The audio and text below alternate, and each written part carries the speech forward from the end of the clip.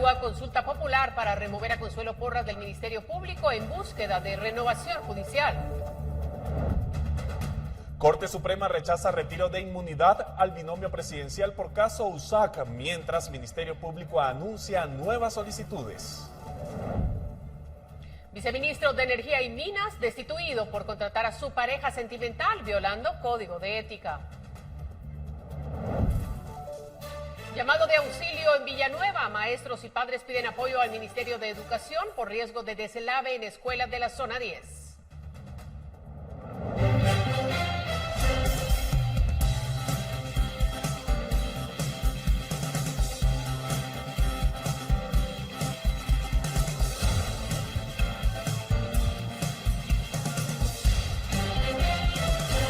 Inicia la semana, inician las noticias, así que bienvenidos a la emisión estelar de Noticiero Guatevisión. Buenas noches, María Luisa. Buenas noches, Alberto, a todos ustedes. Qué bueno que ya está con nosotros porque tenemos mucha información.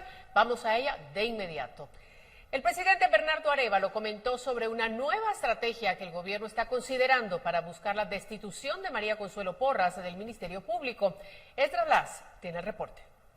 El presidente Bernardo Arévalo, por medio de una conferencia de prensa, dio a conocer que se está analizando la realización de una consulta popular con el objetivo de buscar la destitución de la fiscal general y jefa del Ministerio Público, María Consuelo Porras. Sobre la consulta popular, esa es una opción que estamos considerando en el marco de las distintas acciones legales que nosotros hemos dicho para lograr que liberar al Ministerio Público de la red político-económica ilegal que en este momento lo tiene controlado. El presidente dio a conocer que la consulta popular se está analizando amparados en la Ley Orgánica del Ministerio Público, en su artículo 14, misma donde se rige la normativa para su destitución. Ante esto, el presidente indicó que se está estudiando la estrategia para buscar la remoción de Porras como titular del ente investigador. Está en estudio, no es una decisión tomada, estamos analizando las distintas acciones al respecto. En el momento en el que se tome una decisión, les compartiremos en qué sentido. Agradecemos la... El presidente Bernardo Arévalo, desde su campaña política, prometió que una de sus primeras acciones como presidente sería la renuncia de Consuelo Porras como titular del ente investigador, aludiendo que Porras amenaza a la democracia del país. Pese a los esfuerzos del gobierno por buscar la destitución de Porras ante las entidades de justicia como la Corte de Constitucionalidad y la Corte Suprema de Justicia, estas acciones han sido negadas. Arévalo asegura que durante su discurso de los primeros 100 días de gobierno, que algunos actores como el Ministerio Público usan su posición para intimidar desde las trincheras el proyecto que el pueblo de Guatemala eligió para su futuro. Con imágenes de Daniel Ramírez para el Noticiero Guatevisión, Esdras Las. Y a propósito de esta información, la fiscal general acudió este lunes al Palacio Nacional a una reunión ordinaria del Consejo Nacional de Bienes en Extinción de Dominio. Al concluir, se pronunció respecto a la posible consulta popular que estaría buscando su destitución como jefa del Ministerio Público y sostuvo que no renunciará a su cargo. Él tiene todo lo que considere que pueda solicitar, ¿verdad? Lo más importante es que todos los funcionarios del Estado tengamos responsabilidad de hacer cualquier petición ajustada a derecho, porque nos rige en Guatemala un ordenamiento jurídico que es el que rige el quehacer de todos los y las guatemaltecas. Es muy importante indicar que cuando el funcionario público está cumpliendo estrictamente con las funciones y el mandato para el cual fue designado y nombrado, obviamente es un funcionario que es meritorio que se mantenga en su puesto. Y tenemos más noticias porque hoy la Corte Suprema de Justicia anunció el rechazo de las solicitudes de retiro de antejuicio contra el binomio presidencial en relación al caso de la toma de las instalaciones de la USAC. Además, el Ministerio Público ha anunciado la presentación de nuevas solicitudes de retiro de inmunidad. La Corte Suprema de Justicia rechazó las solicitudes de retiro de antejuicio contra el binomio presidencial, integrado por Bernardo Arévalo y Karin Herrera. La solicitud fue planteada por el Ministerio Público a través de la Fiscalía de Delitos contra el Patrimonio. Los magistrados que integran la Corte Suprema también rechazaron los antejuicios presentados contra los diputados Samuel Pérez y Román Castellanos.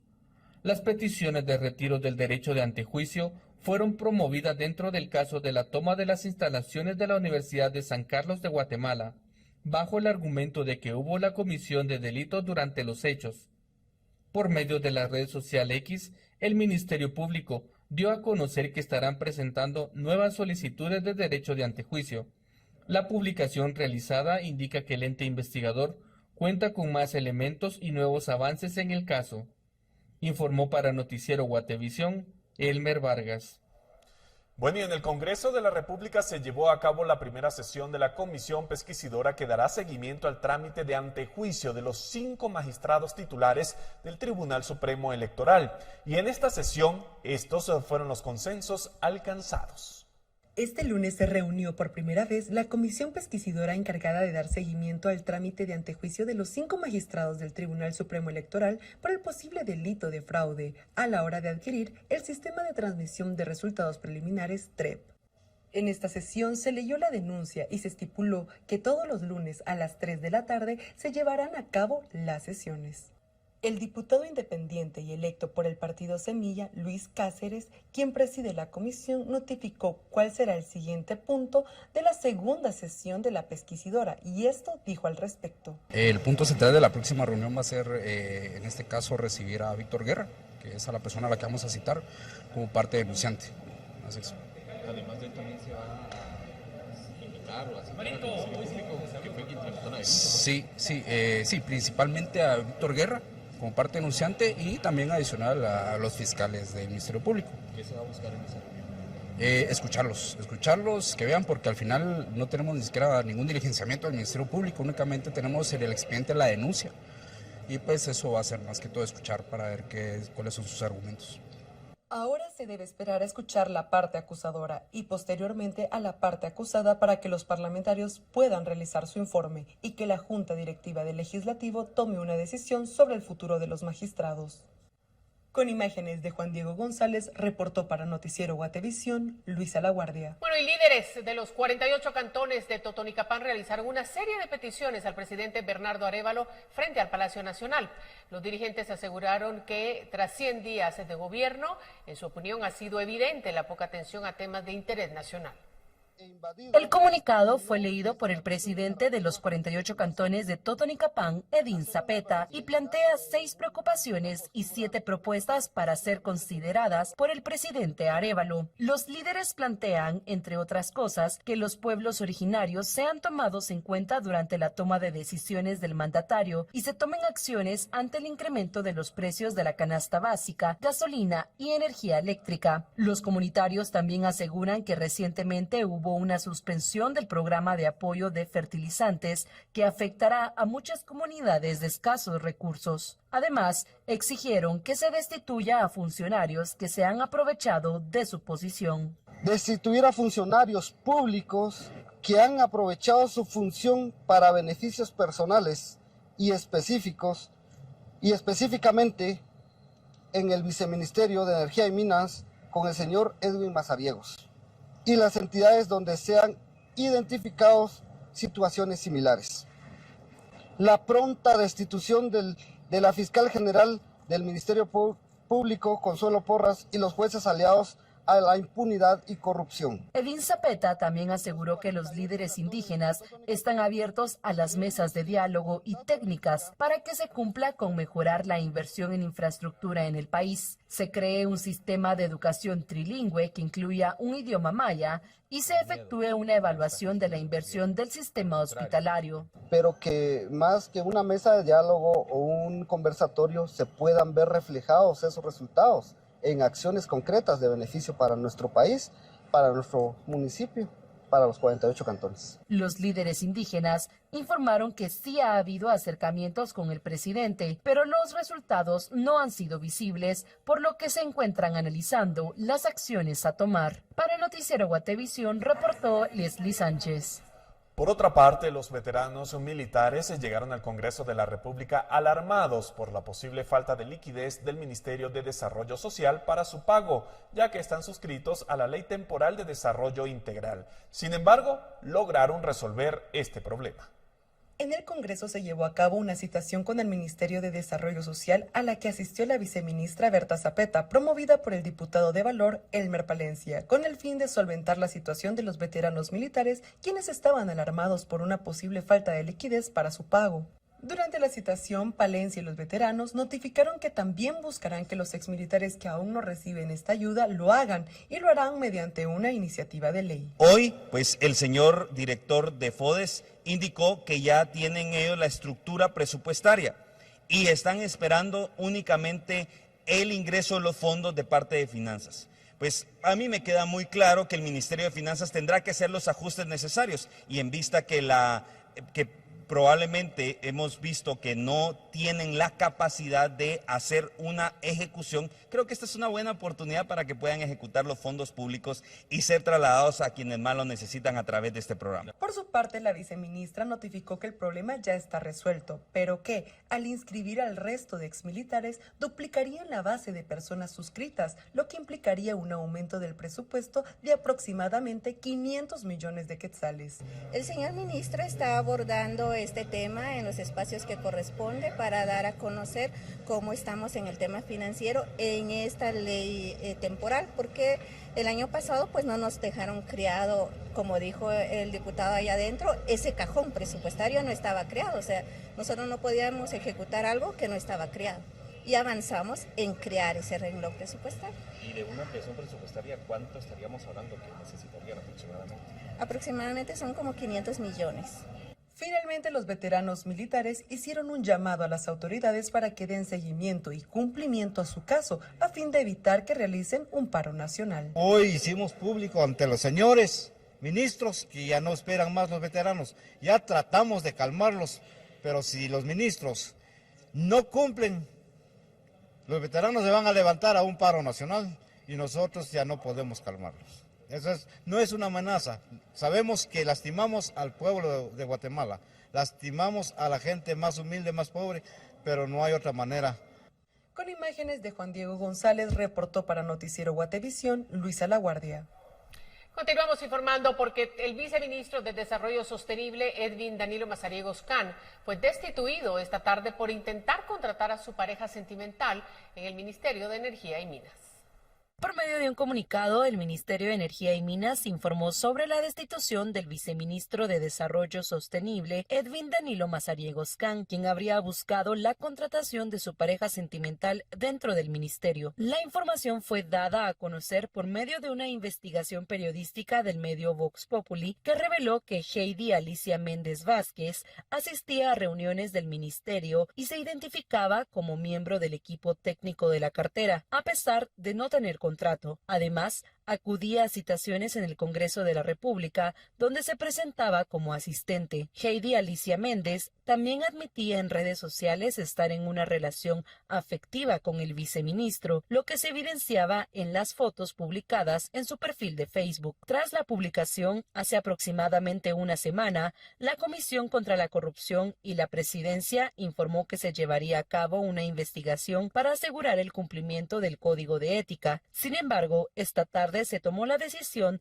de destituir al viceministro. El comunicado también indica que con dicha acción se reitera el compromiso con la rendición de cuentas y el respeto a lo establecido en el Código de Ética del organismo ejecutivo. Para Noticiero Guatevisión reportó Leslie Sánchez. Continuamos. El jefe de la SAT acudió este día a una citación de los jefes de bloque en el Congreso de la República, quienes se lo cuestionaron por la intención de que paguen impuestos quienes alquilan Airbnb. Sin embargo, la SAT asegura que se trata de casos de personas que cuentan hasta con más de 200 propiedades en renta. Henry Montenegro nos amplía. Según la SAT, alrededor de 2.600 personas arrendaron más de 7.000 inmuebles entre el 2021 y el 2022, lo que representó ingresos por unos 866 millones de quetzales no declarados para el cálculo de impuestos. El jefe de la SAT fue citado este lunes al Congreso, donde fue cuestionado por los líderes de las bancadas, principalmente sobre los casos de quienes alquilan estos inmuebles. También conocemos de personas que por necesidad han hecho el espacio en un dormitorio de su casa, de su vivienda, para poder tener acceso a un poco de ingresos adicionales para poder sobrevivir. Entonces el Airbnb no es exclusivo de gente con dinero. Sin embargo, según el jefe de la SAT, han encontrado casos donde un mismo propietario alquila más de 200 propiedades, por lo que a su criterio no son personas que alquilan habitaciones, sino que se trata de casas vacacionales. Que son pequeños de Airbnb, los datos dicen que no. Hay una operación de 12 millones, hay uno que tiene 238 propiedades, hay quienes facturan $500,000, así que creo que deben de tributar. La persona que tiene una casa vacacional en Antigua Guatemala, en Panajachel, en el puerto, tampoco es de la gente más desposeída en nuestro país. La SAT afirma que las personas que alquilan estos inmuebles deben pagar IVA e ICR y en este momento no han comenzado con la fiscalización, sino que están en el periodo en el que de forma voluntaria pueden pagar los impuestos. Yo me alegro que lo tengan, pero deben de contribuir con Guatemala pagando los impuestos que lo corresponden. El contrato con Airbnb dice claramente que ellos son responsables de los impuestos, así que les pedimos que se presenten voluntariamente, que aprovechen la rebaja de multas, porque después lo vamos a hacer ya a través de fiscalización. Con imágenes de Carlos Hernández para Noticiero Guatevisión, Henry Montenegro. Mire, y pese a que hasta este martes comenzará el análisis de las más de 90 enmiendas a la iniciativa que busca crear la ley de competencia en el país, los jefes de bloque, por propuesta de la Junta Directiva, acordaron que en la sesión de mañana buscarán aprobar en su tercer debate la normativa. Algunos diputados cuestionaron la decisión, ya que consideran que aún está por hacerse el estudio de las enmiendas. Sin embargo, desde la semana pasada, desde la presidencia de la Sala Legislativa de Economía, que tiene en sus manos la iniciativa, se manifestó que buscarían que se aprobara en su tercer debate antes del receso parlamentario que comienza el 15 de mayo, para luego buscar los cabildeos de las enmiendas. Y vamos a cambiar de tema porque en menos de una semana las fuerzas de seguridad han incautado 2 cargamentos de droga, los cuales están valorados en 218.13 millones de quetzales.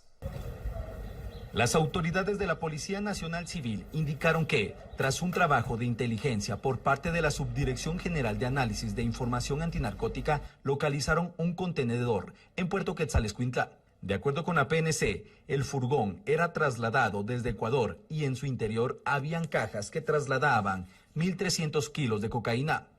Además, mencionaron que el valor de la droga es de 133.563.300 quetzales.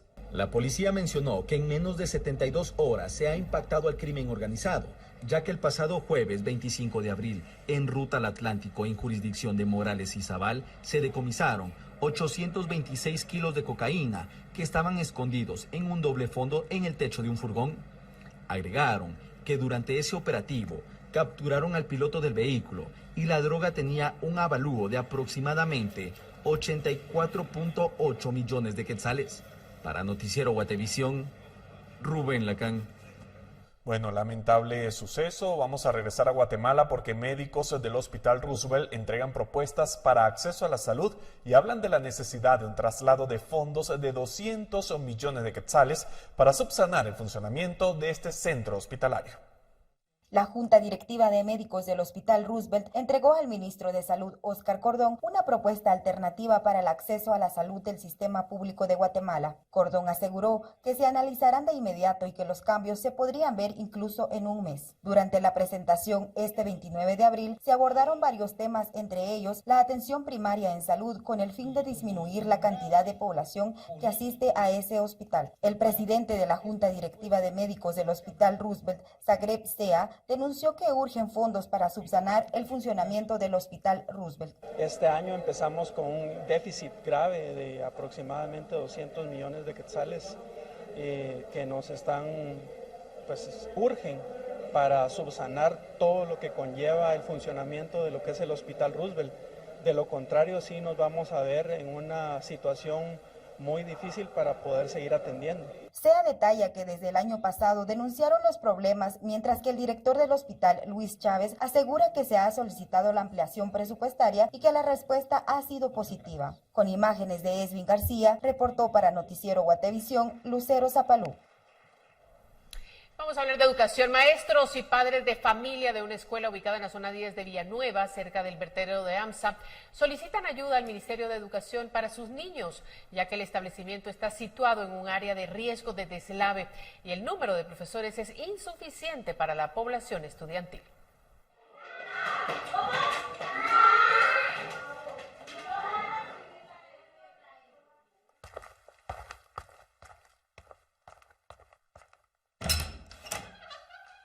Pues es difícil, ¿verdad? Porque no están en las condiciones que quisiéramos que estuvieran nuestros niños, ¿verdad? La otra escuela la soñaríamos a lo grande, segundo nivel, con agua. Eso es lo que soñamos nosotros. Con esto soñaban los niños de la escuela de Plan Grande hace 4 años, y lo que podía ser una nueva ilusión se convirtió en desesperanza. Ahora están en un lugar al borde del barranco y en riesgo dictaminado por Conred, sumergidos en el mal olor que emana del vertedero de AMSA y experimentando altas temperaturas por el hacinamiento. Cuando empezamos a estudiar hace mucho calor, y peor cuando se quema basura o algo se viene el olor para acá. Y peor que aquí en esta aula está atrás, digamos, más el basurero, y es donde se hace mucho calor. Igual cuando tenemos que hacer proyectos, los tenemos que ir a hacer afuera, porque acá no hay mucho espacio. Y igual en el recreo, muy mal olor cuando entran todos. Muchas veces vemos inaugurando escuelas grandes de lujo, cuando en otros lugares, como en el caso de nosotros, pues no contamos absolutamente casi con nada. Tenemos escritorios que nosotros mismos como maestros, con padres de familia, nos hemos tomado la decisión de arreglarlos. El panorama para niños de 2 escuelas en la zona 2 de Villanueva se complicó luego que una escuela de lámina fuera cerrada y los mandaran a una que está en riesgo de deslave.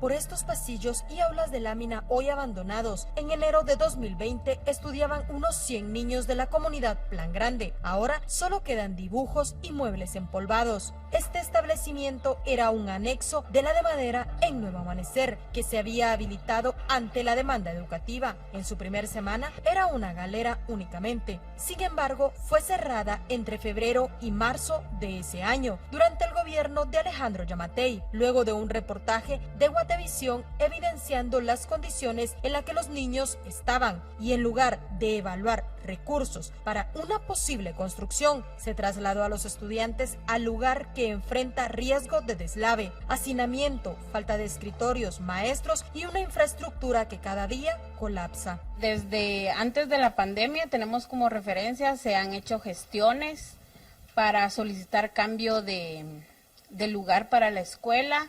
Asimismo los COCODES, los padres de familia se han unido, pero solo se quedan engavetadas las solicitudes y no le dan seguimiento, mucho menos resolución.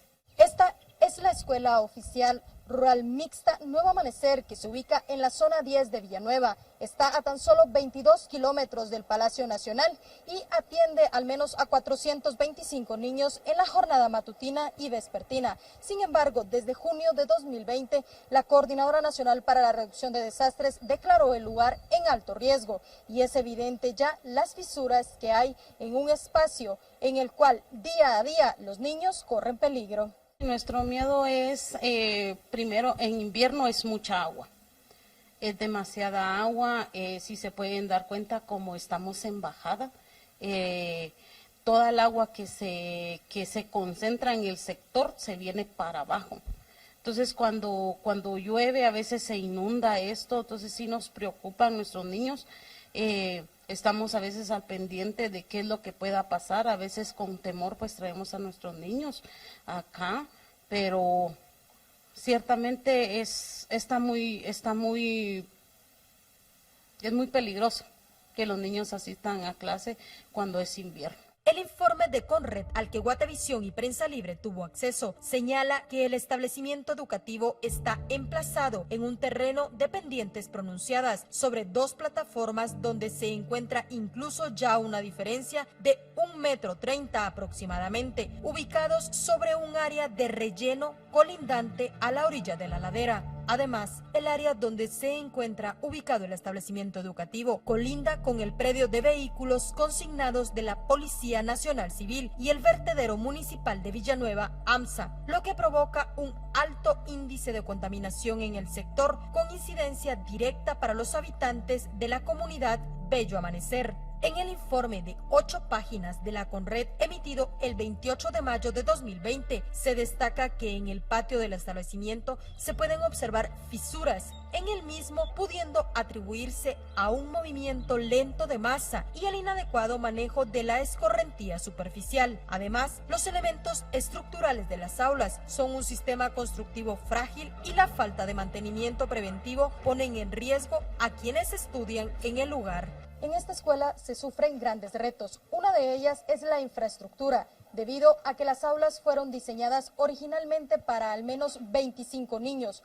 Hoy en día hay entre 40 y 50, y si afuera hay una temperatura de al menos 30 grados, adentro las condiciones son peor, pueden alcanzar hasta los 35, y esto también sirve para enfrentar otro de los retos para los docentes y estudiantes, ya que también se pone en riesgo la salud de ellos, pues literalmente estas aulas se convierten en un infierno. Cuando regresan del recreo, esto es un total infierno, ya que no podemos trabajar con ellos porque la temperatura es sobrepasado. Entonces, no podemos trabajar con ellos, número 1. Número 2, también el problema es que ellos no presten atención porque no están en un ambiente adecuado como lo establecen los pedagogos. Entonces, sí estamos en una condición bien crítica aquí en esta escuelita.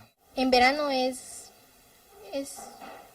que hace mucho calor y nosotros sudamos mucho y a veces no podemos concentrar en lo que el profe está diciendo, y en invierno nos da mucho miedo porque llueve y como la escuela está en la orilla del barranco. Queremos darle pues lo mejor a nuestros alumnos, pero también necesitamos el apoyo de las autoridades para que esto sea un éxito. Y recordemos que no podemos hacer varias actividades dentro del salón de clase porque no hay espacio, y si lo sacamos al patio tampoco tenemos un techo, ya que los niños se exponen a los rayos del sol. Entonces sí estamos en una situación muy complicada. Si algo tienen claro hoy en día es el peligro que enfrentan y la crisis de la sobrepoblación al unirse los estudiantes de Plan Grande, mientras los niños siguen soñando con un establecimiento más digno. Nuestro gran miedo es el derrumbe. Estamos a la orilla de un barranco, estamos a 200 metros del basurero.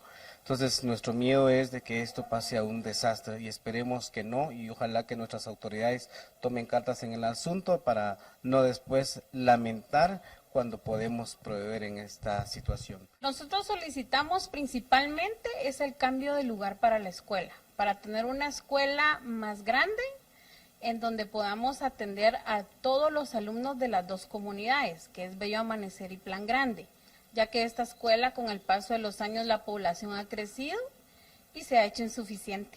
Ellos aseguran que en este mismo lugar, entre el Hospital de Villanueva y la nueva comisaría de la Policía Nacional Civil, hay un espacio que pertenece al Ministerio de Gobernación donde se planea construir una cárcel, y ellos aseguran que ese lugar debería de ser dado al Ministerio de Educación para que allí sea trasladado este centro educativo que hoy se encuentra en alto riesgo por las grietas que se pueden observar, que colindan, según el mismo informe, y que es visible desde este punto, con un barranco de aproximadamente 80 metros de profundidad. Lo único que estamos pidiendo es de que Penitenciaría nos apoye, porque ¿para qué quieren una cárcel acá? Sabiendo que no solo tenemos población, está el hospital. Entonces yo pienso que Penitenciaría debería de llevarse a los presos a otro lugar. Hay tanto lugar donde los pueden ir a meter, a que ellos nos den a nosotros una mejora para nuestros niños. ¿Cómo debería de ser el aula en el que tú quisieras estar estudiando? con ventilador y con espacio, porque aquí todos muy amontonados, ya casi no cabemos. Y con ventilador y ventanas, eso sería lo único. Y buenos escritorios. Se pidió una postura al Ministerio de Educación, pero al cierre no se había obtenido. Con edición de Gerson Colaj e imágenes de Carlos Hernández Ovalle, reportó Andrea Domínguez.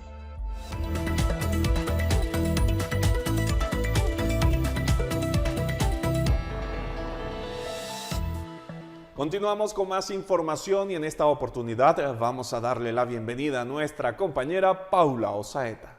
Eso quiere decir, por supuesto, que es momento de que hablemos de dinero. ¿Cómo están? Buenas noches. Iniciamos la semana con información económica. La Superintendencia de Administración Tributaria firmó un convenio esta mañana con el Instituto Guatemalteco de Contadores Públicos y Auditores para apoyar en la realización de procesos de formación académica. Asimismo, el superintendente habló sobre la fiscalización de aplicaciones de streaming y redes sociales. Marco Livio Díaz, superintendente de Administración Tributaria, y Raúl Turcios Cardona, presidente de la Junta Directiva y representante legal del Instituto Guatemalteco de Contadores Públicos y Auditores, firmaron el convenio marco de cooperación que permite la implementación de programas de formación especializada impartidos por especialistas del instituto con contenidos curriculares actualizados que garantizan la calidad académica para funcionarios y empleados de la SAT. Nosotros como ente técnico de la Contaduría Pública Auditoría, pues estamos felices de esta firma que nos va a permitir implementar programas de formación para los colaboradores de la SAT para que se puedan actualizar y podamos en conjunto crear programas específicos que van a traer un beneficio importante para nuestro país, Guatemala. Esto va a consolidar y ampliar nuestra cooperación. ¿En qué temas? En capacitación, por ejemplo, de normas de información financiera, más conocidas como NIF, en temas como las normas internacionales de auditoría, NIAS, y en temas incluso de impuestos. Durante la conferencia de la firma de este convenio, el superintendente habló también de la fiscalización de redes sociales o plataformas de streaming que no facturan. Indicó que se está haciendo lo mismo que con la plataforma de Airbnb, tratando primero de llegar a acuerdos, pero no se han logrado. Estas grandes plataformas no están cobrando el IVA, no lo están reportando a la superintendencia y no están pagando impuestos a la renta en Guatemala. Nosotros hemos estado conversando con ellos amigablemente para que usen nuestro DEC, el sistema que se hizo especialmente. Ya tenemos un sistema que se puede usar electrónicamente para facilitar las operaciones y pues no hemos logrado llegar a un acuerdo. Estamos preparando, si no lo hacen, demandas judiciales contra estas compañías. Yo le he pedido a nuestro intendente de jurídico que prepare demandas penales en contra de las compañías en el país si no aceptan hacerlo voluntariamente. Y es que según la SAT son multinacionales las que están haciendo uso de este tipo de plataformas para publicidad, aunque por el momento no hay una estimación de cuánto se ha evadido de impuestos. Y la Superintendencia de Administración Tributaria inhabilitará a otros 53,000 contribuyentes del IVA que están omisos desde hace 3 años. En una primera fase, el ente recaudador ya había sancionado 259,311 contribuyentes por no presentar declaraciones mensuales del IVA durante 4 años. La SAT ha informado que hay además 42,209 contribuyentes omisos desde hace 2 años y los que tienen más de un año de omisos son 65,147 contribuyentes. Esta fiscalización se ha agilizado según la SAT a partir del régimen de factura electrónica en línea, ya que se puede detectar si el contribuyente ha emitido facturas pero no está declarando. A las personas a veces nos cuesta identificar nuestros puntos de fuerza, pero en ocasiones debemos mencionarlas y para eso tendremos que tomar tiempo para pensar.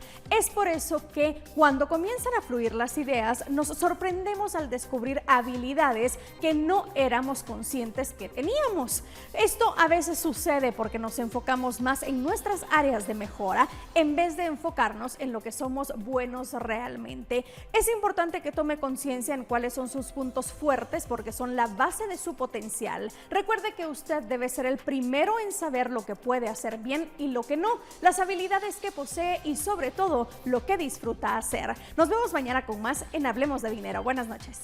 Buenas noches para ti también, Paula, y nosotros continuamos acá con más información en el set de noticiero Guatevisión, y como cada lunes, luego de la emisión estelar, tenemos una nueva entrega del programa Guatemala no se detiene, y ya con nosotros la reportera Jimena Santiago para conocer qué nos tiene preparado para esta noche. Jimena, tengo entendido que es un tema que causó mucho revuelo en redes sociales y en distintos sectores del país, que su publicación fue en el mes de diciembre. Prácticamente lo que vamos a hablar es de una segunda parte. ¿De qué se trata? Así es, justamente como lo mencionabas, en diciembre pasado ustedes pudieron ver cómo los caminos rurales y carreteras del interior del país se encuentran dañadas, esto ya sea por la falta de atención vial o por los desastres naturales, así como otros aspectos climáticos.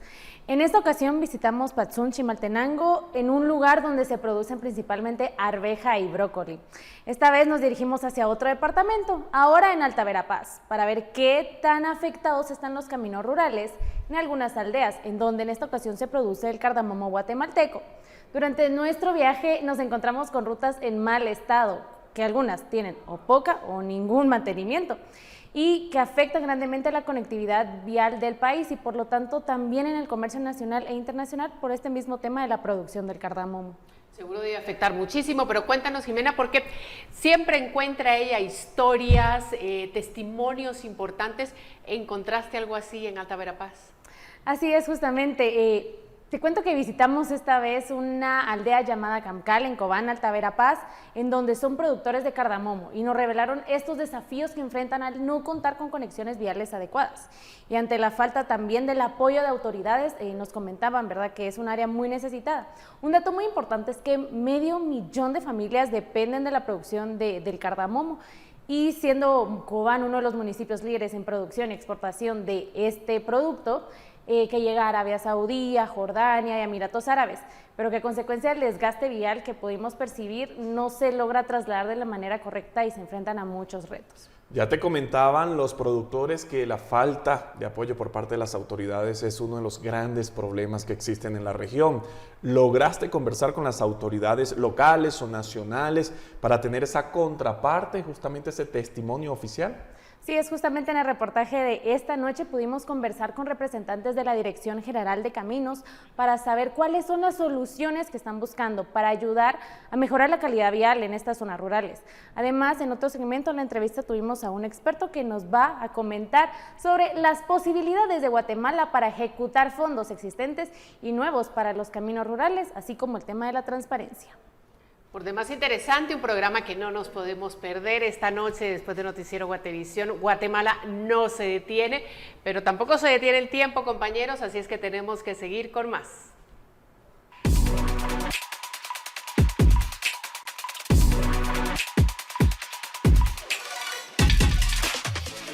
Reino Unido prohíbe el uso de contraseñas débiles de fábrica como 1234 o ADMIN en dispositivos conectados. ¿A qué responde este nuevo reglamento?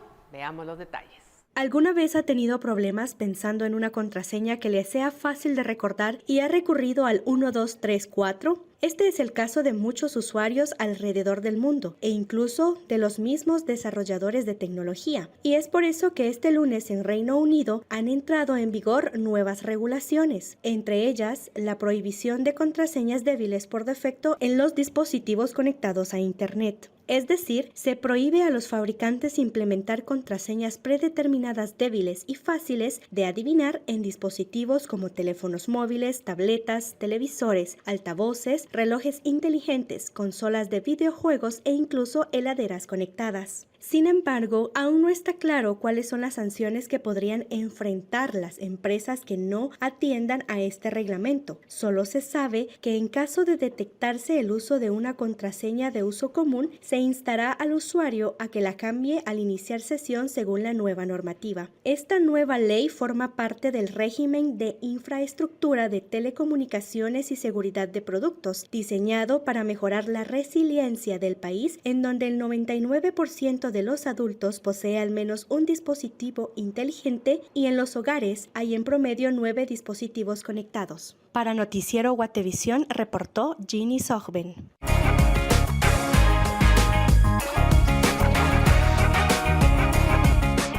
El límite es el cielo. Bueno, esta fue la frase del guatemalteco que emigró a Estados Unidos y ahora es uno de los galardonados en medios de comunicación. Hasta el momento es el segundo chapín en ganar un Emmy por una cobertura periodística. Luego de haber trabajado durante 5 años en medios de comunicación en Guatemala, José Calderón decidió migrar a los Estados Unidos para buscar una mejor calidad de vida. En mayo de 2014, inició su primer trabajo limpiando alfombras y posteriormente trasladando a personas a través de la aplicación de Uber. Meses después, surgió la oportunidad de trabajar como camarógrafo freelance en un medio estadounidense y debido a su esfuerzo y dedicación, en 2018 Calderón conquistó uno de los mejores medios de comunicación en el país norteamericano, la ABC. Ha sido un largo camino, lleno de muchas experiencias, muchas emociones, muchas gratitudes.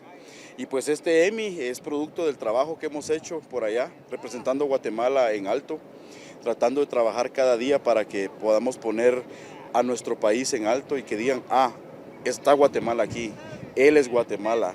Realmente pues fue un premio que se ganó a través de una cobertura que hicimos el año pasado en el Super Bowl de Arizona. Los Chiefs contra los Eagles, se logró ganar este premio por la cobertura de Marea Roja, que fue para Telemundo 62.